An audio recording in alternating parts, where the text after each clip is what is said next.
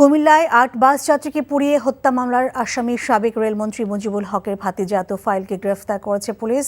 বুধবার রাতে চৌদ্দগ্রাম উপজেলার শ্রীপুর ইউনিয়নের বসুয়ারা গ্রামে অভিযান চালিয়ে তাকে গ্রেফতার করা হয়। গ্রেফতারকৃত তোফাইল আহমেদ চৌদ্দগ্রাম থানা আওয়ামী লীগের কার্যকরী কমিটির সদস্য। পুলিশ জানায় মুজিবুল হকের ভাতিজা তোফাইল চৌদ্দগ্রামে ৮ বাস যাত্রীকে পুড়িয়ে হত্যা মামলায় এজাহারভুক্ত আসামি। এছাড়াও তার বিরুদ্ধে কুমিল্লা কোতোয়ালি মডেল থানায় বৈষম্য বিরোধী ছাত্র আন্দোলনে হামলা ও হত্যা চেষ্টার অভিযোগে আরও একটি মামলা রয়েছে। ২০১৫ সালে বিএনপির নেতৃত্বাধীন ২০ দলীয় জোটের ডাকা হরতাল অবরোধের সময় চৌদ্দগ্রামে যাত্রীবাহী বাসে পেট্রোল বোমা হামলায় ৮ যাত্রী নিহত হয়। ৫ই আগস্ট গণঅভ্যুত্থানের পর ১১ সেপ্টেম্বর কুমিল্লা আদালতে বাসের মালিক আবুল খায়ের মামলাটি করেন।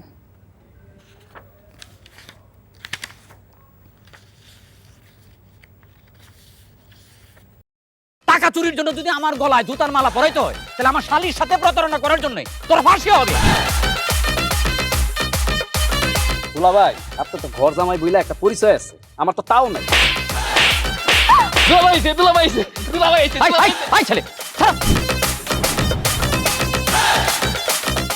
রাজনৈতিক ফ্যামিলির মেয়ে হয়ে ওই কাজ করবে।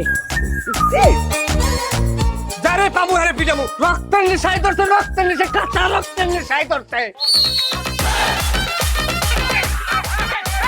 তোমার এই পলিটিক্স আমার বাম পকেটে থাকে। পাঁচদের বউরে ঝামেলা পাকাই। এই বেটাই, আমি তখন বিয়ে করিনি। দুইটার আমি গুলি করে মারু।